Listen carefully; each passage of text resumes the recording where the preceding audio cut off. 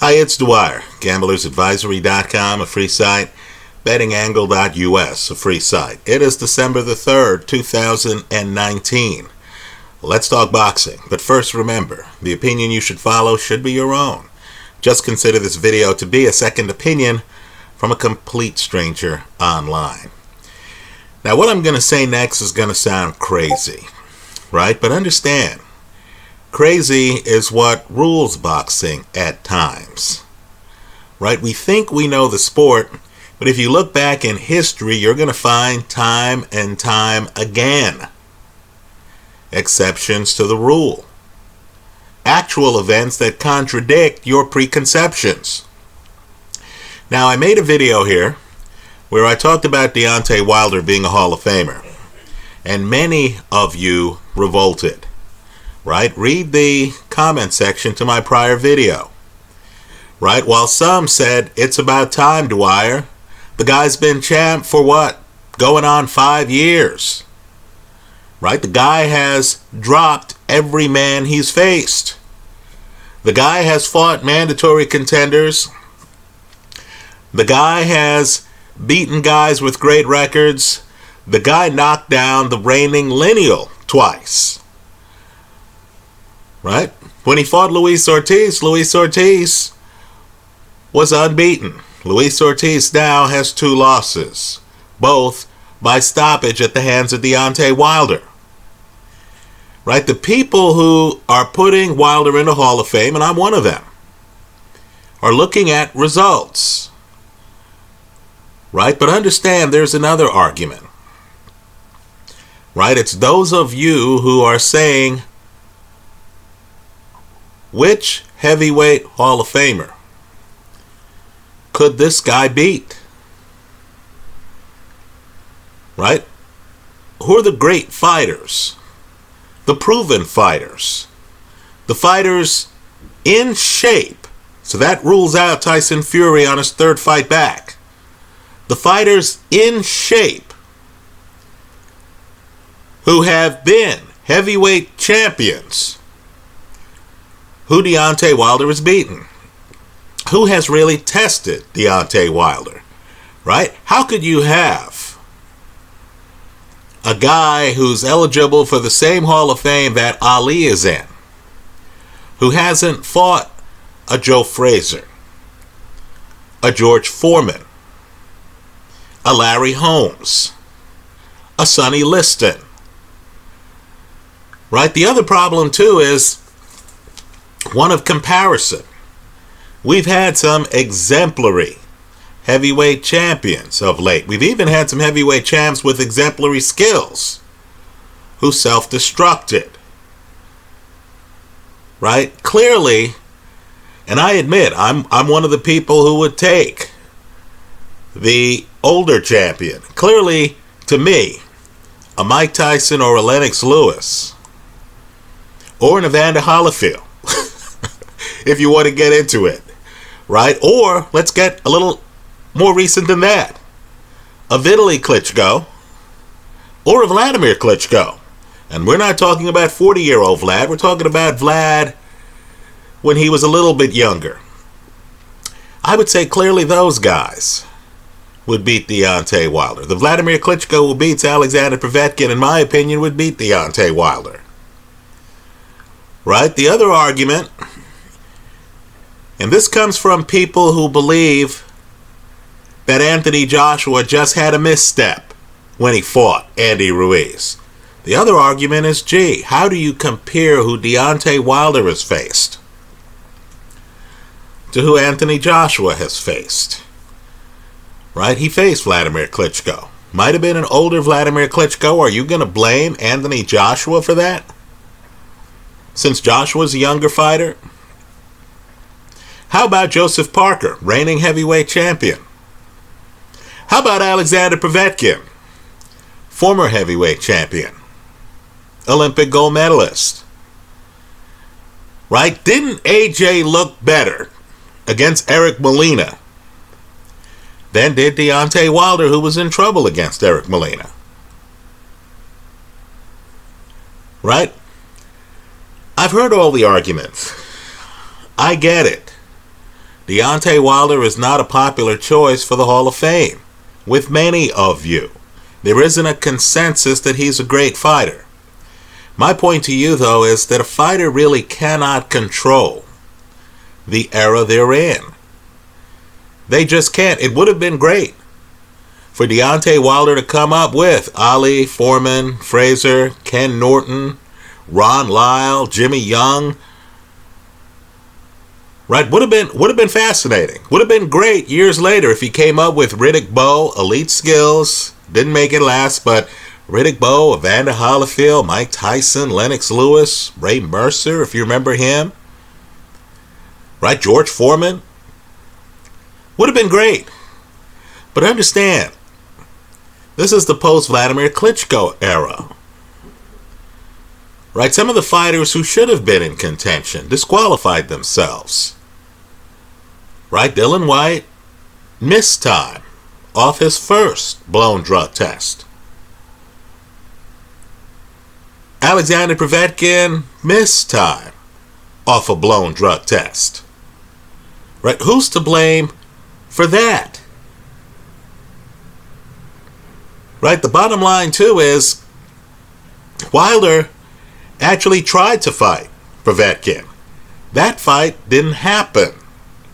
Wilder has obligations to his sanctioning body. All of these champions do. He had to fight certain fighters, right?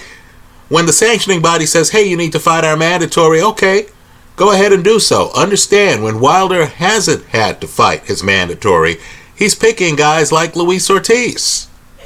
How do you know, especially now, after Andy Ruiz, how do you know that Joshua would even beat Luis Ortiz? Let me tell you, I don't. Joshua against a slick southpaw? I'll agree. There are now questions about Luis Ortiz's chin. Just as there should be questions about Anthony Joshua's chin. Well, let me say this. Styles make fights. You know, I believe that wholeheartedly. You look at some fighters, you see their tools, and you realize, you know what, this guy would have a shot on a heavyweight title. Now, I'll agree. In my opinion, it's harder to fight a great puncher, not a guy with a great punch. Right? It's harder to fight a great puncher, George Foreman, Anthony Joshua. Right? A guy who hits hard with both hands, Lennox Lewis. Right? It's harder to fight those guys than it is to fight a guy with a great single punch. Deontay Wilder, straight right hand. Right, with Anthony Joshua, I just have too much to block, don't I? Well, understand, the problem with Wilder not having diversified tools, the problem with Wilder being too straight hand, right hand dominant, without having other things around it. Manny Pacquiao has a great straight left hand, but Manny Pacquiao has blinding hand speed. Manny Pacquiao, even now, has some of the best legs in the sport. He bounces around. If you're fighting Manny, forget the straight left. You don't know where he's going to be. Also, Manny, like Mike Tyson, moves his head, right? You see Manny coming in, he's going like this. That's prime Tyson. Right? You can't aim for Manny's head. He has a lot going on besides the punch. Wilder doesn't. Right? What Wilder has going on besides the punch is the great setup. He knows how to lean back. So he's not there to get hit. Right? Something is keeping people like Luis Ortiz from crashing the pocket.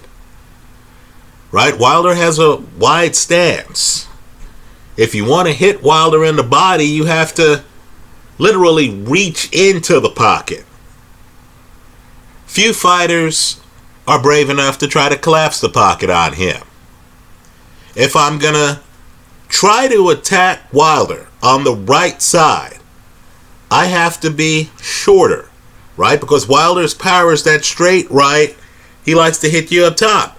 I'm not even sure if he has the power, throwing that same right hand to the body. So Wilder tends to fight taller guys. Have you noticed it? Right? Everyone Wilder fights seems to be taller than Mike Tyson. Because a shorter fighter, a Tyson, a Frazier, might be too low.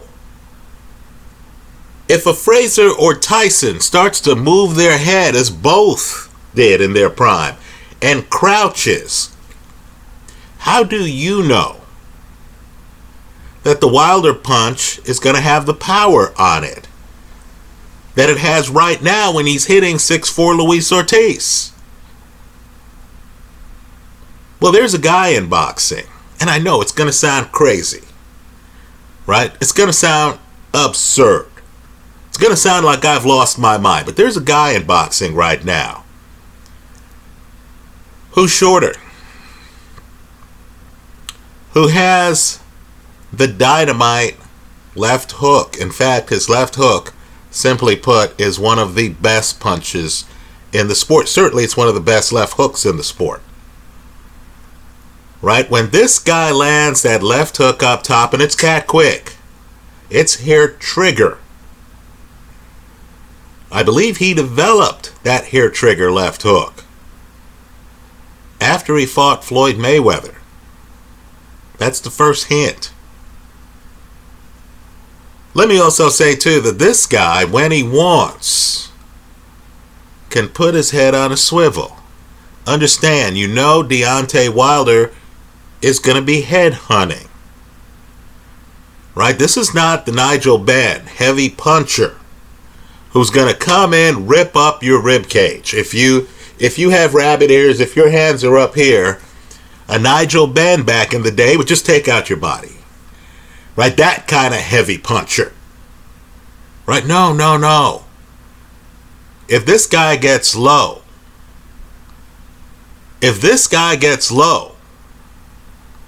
on Deontay Wilder, Wilder won't be able to find his body. This guy's one of the best body punchers in the sport. Let me go one step further. People are going to tell me he's too small. Right? Has anyone figured out that James Toney fought Roy Jones at some weight class less than 170? Right? I believe it was super middle or middle. Right? You remember that fight? It's one of the major fights of the last 40 years. Right? Both guys were unbeaten at the time. You wondered whether master technician, elite counterpuncher, James Toney was just too experienced for Roy Jones. And then we learned that Jones was a freak athlete. Faster hands, great left hook, ability to get outside on demand. Well, would it surprise you to know that both of those guys went on to claim the heavyweight title? Toney gets stripped after the fight.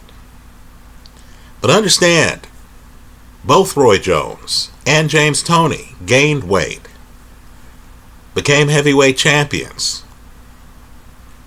Understand, Rocky Marciano often would fight at less than 200 pounds. One of the hardest hitters to date in the heavyweight division. One punch KO of Jersey Joe Walcott. Hellacious punch. Knocks Joe Louis out of the ring before he becomes champion. Right? Ezra Charles. Light heavyweight. You didn't have cruiserweight back then, folks. Light heavyweight. Kills a man in the ring. Is spooked by it. Decides he's going to fight heavier fighters. Beats Joe Louis. Michael Spinks, more recently. I don't want to hear guys say, oh, Dwyer's going too far back. Michael Spinks, light heavyweight champion. Takes on unbeaten Larry Holmes. People need to understand how close Larry Holmes was to being where Floyd Mayweather is right now. Larry Holmes is up around Rocky Marciano territory in terms of consecutive wins at heavyweight.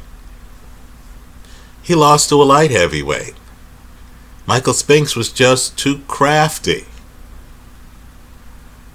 Right? That's if you believe Larry lost that fight. I've seen the fight. I have my doubts, but let's just say, at a minimum, Michael Spinks makes that fight competitive. By the way, in fairness to Michael Spinks, people forget that he then goes and destroys Jerry Cooney. Right? So understand, these guys at around light heavy have won the heavyweight title in the past. They have. You have a whole other group who bounced from cruiser up to heavyweight. Evander Holyfield, David Haye, and they took the title. Now I know it's going to sound crazy, but what I want people to do is to revisit Canelo's last fight. His victory over Kovalev. Right? Folks, have you ever seen a guy more confident in his punching ability? In the ring, the two guys had to realize that the fight's close. Late. Canelo had to realize that he was the opponent. The other guy's the champion. And you know, boxing's a traditional sport. You have to beat the champ to take his title. But yet there was Canelo taking his time. You know how that fight ends? Explosive left hook. Completely discombobulates Kovalev. Canelo, no rush. That's how confident he is in his punching power. He just slides over, throws a right hand. That's the end of the fight. Canelo's two-handed. If you're going to beat Deontay Wilder, you need to have a guy who has charisma, who the judges know already, who the judges will have an easy time giving rounds to. In other words, you need to be like Ray Leonard against Marvin Hagler. In other words, you're going to try to take, Freudian slip there, you're going to try to take the belt of an established champion. Right? You need credibility entering the ring with the judges. So if you win the round, but it's close enough to be debatable, you need for the judges to give you the round. You need to get the rounds. Just like Ray Leonard got the rounds against Marvin Hagler. Now in the sport, I'm just telling you, there are very few guys with that level of charisma. Canelo is one of them. Right? If Canelo enters the ring against Deontay Wilder, the things that the public feels are his disadvantages are actually his advantages. Right? Let's be clear. I believe Canelo walks around in the 180s. Let's be clear. Canelo would be the two-handed puncher. Canelo would be the better body puncher. Canelo would be the better defensive fighter. Now Canelo at 168, and I know it wasn't too long ago, walked down Rocky Fielding. That's Canelo. On his front foot, walking forward, right? Then taking out Fielding's body. Has anyone figured out that if you were to run into a 6'7" guy who weighs around 215 pounds, that guy's not going to have a lot of fat protecting his ribs? In other words, you're not dealing with Andy Ruiz here, where he has some body protection around that rib cage. At least he used to, right? I know Andy's lost some weight. Right here, you're dealing with Deontay Wilder, who is thin, who has a thin body. Right? Canelo, too, against Danny Jacobs, I thought he had a lot of head movement. I thought he found a way to hide his head. I believe Canelo, too, almost a foot shorter. Let's be real. I know they're calling Canelo 5'9". Canelo's probably more like 5'8". Deontay Wilder's 6'7". You're talking about 11 inches. You're telling me that if Canelo bends his knees and gets low, are you telling me that Deontay Wilder is going to be able to find him with a jab or a right hand? For the old-timers, there's a film out there, and I know it's controversial, and I know it has multiple endings. Right? The super fight. Ali was out of boxing. They wouldn't allow him to fight. Then heavyweight champion, well, not then heavyweight champion, former unbeaten heavyweight champion, Rocky Marciano, agreed to make a film with Ali. This was right before Marciano died. And Marciano wearing a terrible toupee, right? Think about that, a toupee in boxing. Well, Marciano wearing a toupee is in against Ali. They're play acting. I'm not here saying it's a real fight. But what's noteworthy, style-wise, to those of you who handicap fights, is how it's portrayed. Marciano comes in low.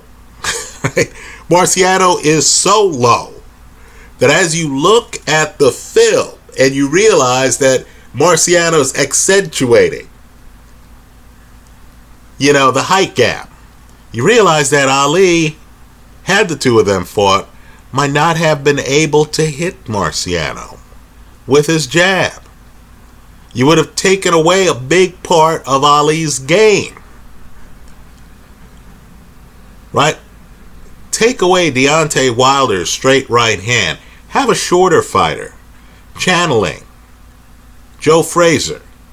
A guy who, like Canelo, explosive left hook. In my favorites folder here, I have Joe Frazier against Bob Foster. By the way, for those who don't know, Bob Foster is one of the greatest light heavyweights in history. He's in the Hall of Fame.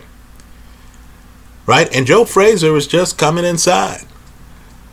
Joe Frazier's throwing that left hook. Bob Foster, who's one of the hardest punchers pound for pound in boxing history, is befuddled.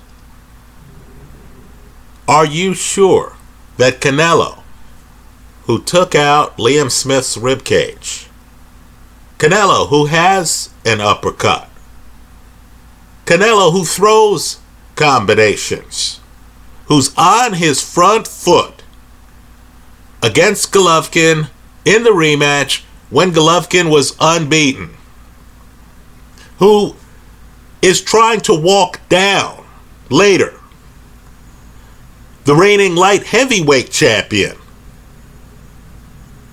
Kovalev? Are you sure that the weight gap between, we'll call it 180 and 215, is so great? What is that, 35 pounds? I believe that's less than the weight gap between Joe Frazier and Ezra Charles. Are you sure that weight gap is such that Canelo would be in over his skis against Deontay Wilder? What's Wilder going to hit him with, folks? If he comes in low and he's hunting Wilder's body, what does Wilder have to keep him off of him?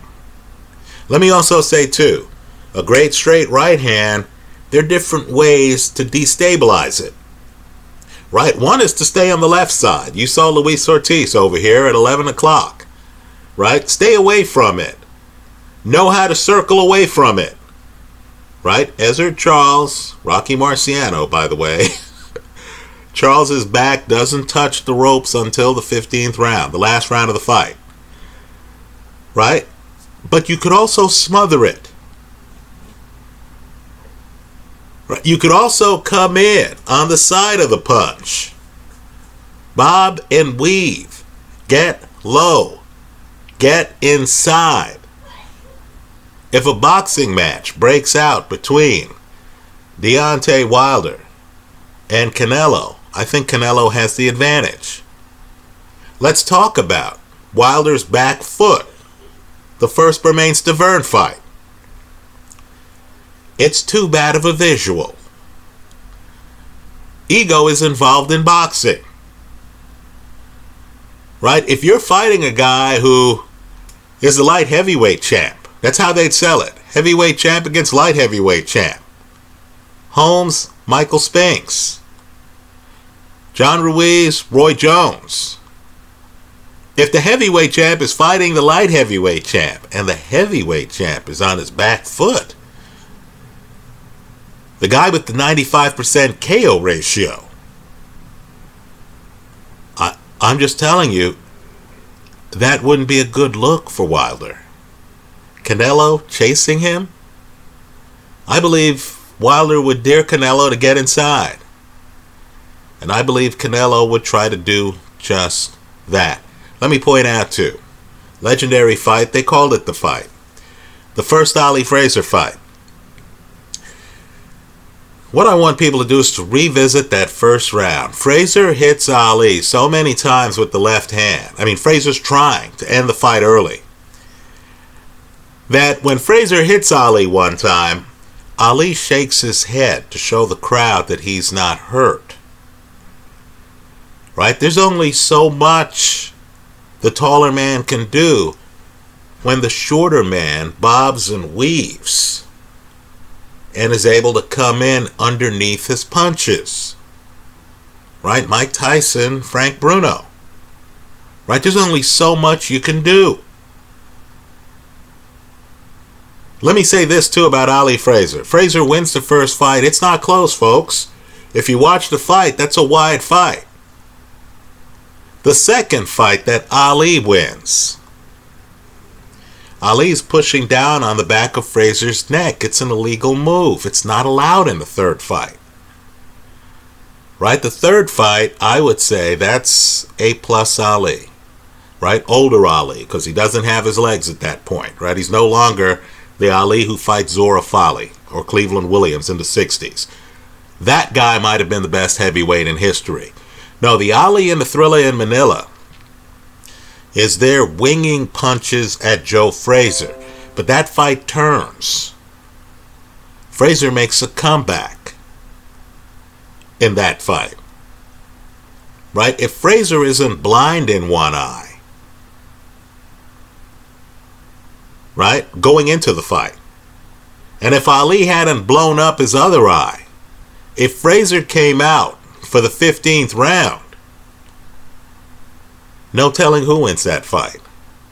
Right? A shorter guy can inflict damage. Let me also point out too, that first Ali Frazier fight, you'll need to verify this because I'm not 100% certain on it. I believe Frazier enters the ring at 205. Don't be fooled by the 240 plus pound era we're in right now. There've been lighter heavyweights, including heavyweights with power. Right? Frazier, Marciano, Tyson, folks, those are three of the hardest punchers in the division's history. Right? Look at the Frazier Bob Foster film. Look at Bob's leg when he hits the canvas. Right? It's only because that fight is from 1970 that the ref lets that fight continue. Right? Foster clearly is barely coordinated after that. Right? Clearly. Saul Alvarez, just by chance, happens to be in the right place at the right time. Don't get me wrong. I myself want to see the rematch between Tyson Fury and Deontay Wilder. I expect Fury to win that fight. But if that fight doesn't happen for whatever reason, and this is boxing, right? We've seen other great fights not happen for whatever reason. How long were we waiting for Ray Leonard against Marvin Hagler? Right? We've seen fights not happen. Right? And of course, Tyson Fury's fooling around with wrestling. Anything could happen. Right? Torn cartilage, torn knee, whatever. If the fight doesn't happen for whatever reason,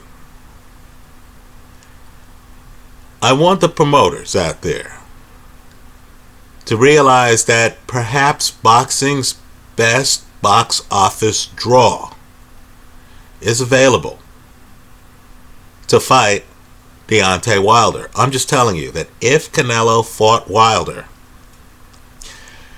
in, let's say, Jerry Jones's Cowboy Stadium in Texas, I think that fight would challenge for the all-time live date.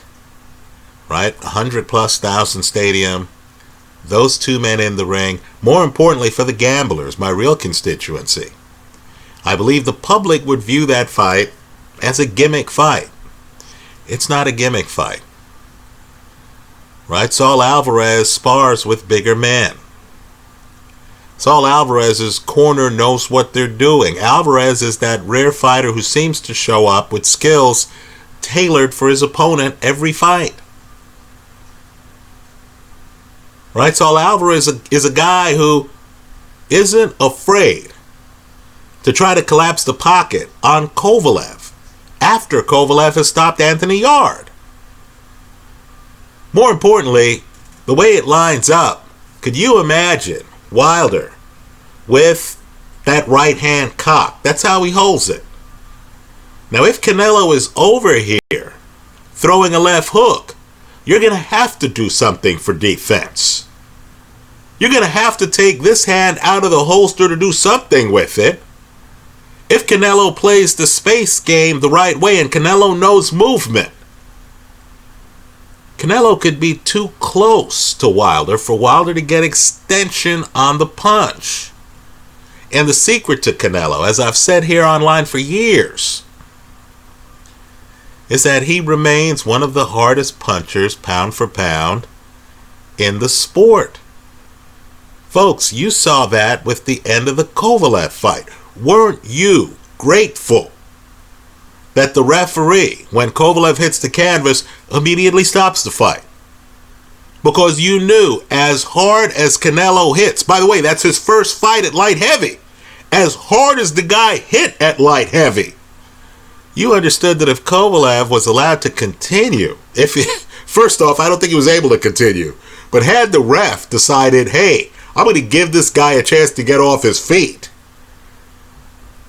and had Kovalev been allowed to continue, you knew he could have been really badly hurt. So in looking at guys who could beat Wilder, right? Movers behind the jab, that's one group. Right? Slick southpaws who can play angles. Throw that straight left right down Main Street, that's another group. I would argue that shorter fighters who are sudden, right, who are very skilled, who know how to smother punches, who can creep up on you, and who have inside body attacks, I would argue that that's another group. I think Canelo would have a real shot on Deontay Wilder. I hope the Zone gets it together. They're paying Canelo. I hope the Zone realizes that you have a blockbuster fight staring you in the face. The people who believe that light heavyweights can't compete at heavyweight are just ignoring too much of boxing history, including recent history.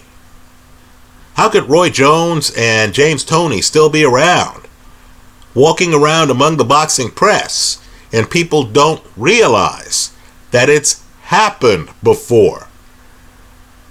Right? If you're going to say, hey, a Mike Tyson proved that Michael Spinks had no business at heavy, then I need for you to explain to me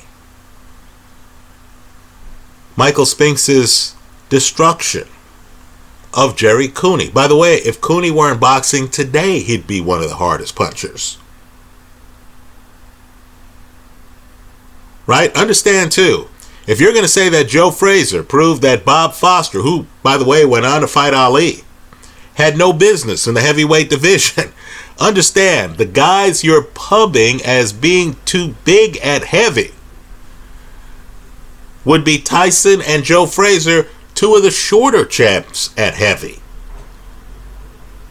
Right? Canelo, we can debate whether or not Deontay Wilder's a Hall of Famer. I think he is.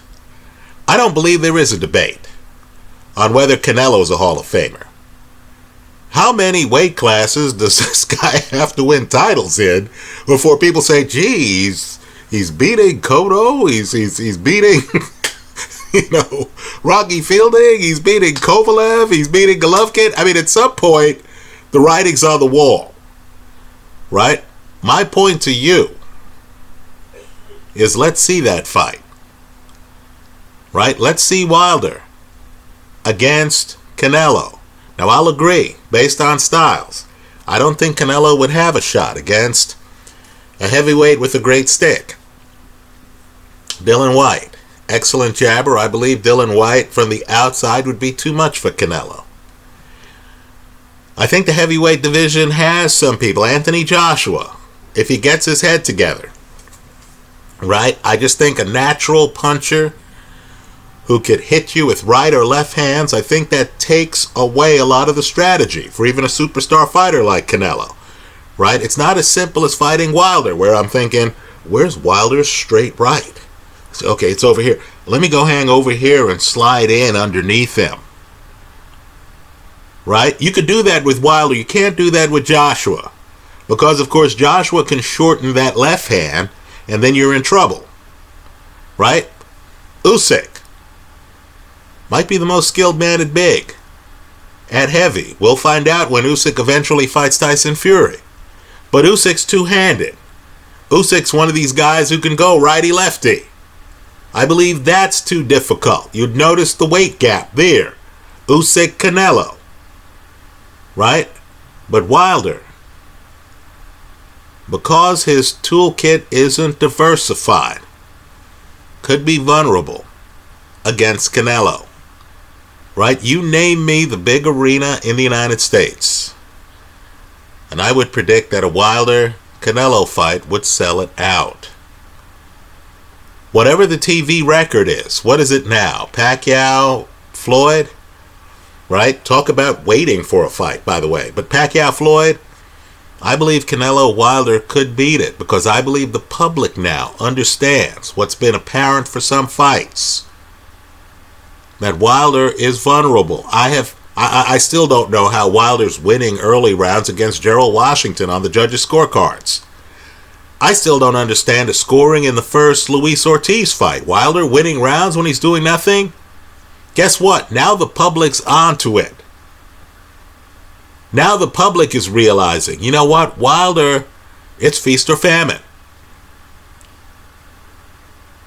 Right? When he's not starting fast, like he did against Bermane Stiverne, he's starting slow.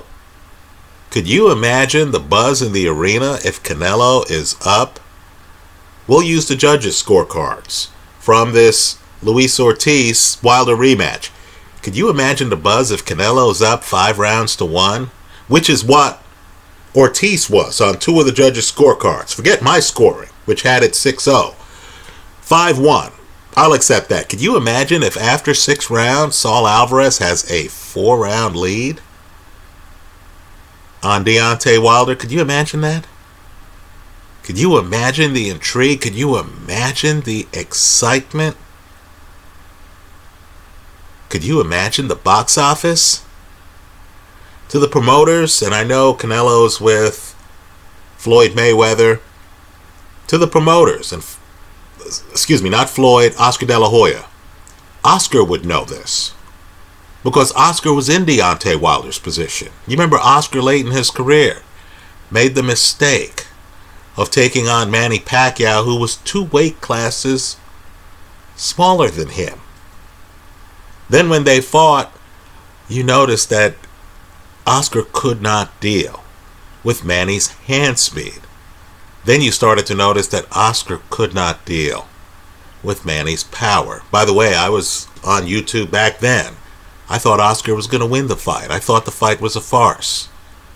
I've learned my lesson. I've licked my wounds. I know better than to think that Canelo would be completely outclassed by Deontay Wilder. Understand, Wilder's power is great when you're 6'1", 6'2", 6'3", 6'4". What happens if you're 5'9" and you can bend your knees and fight low? I don't think we fully know.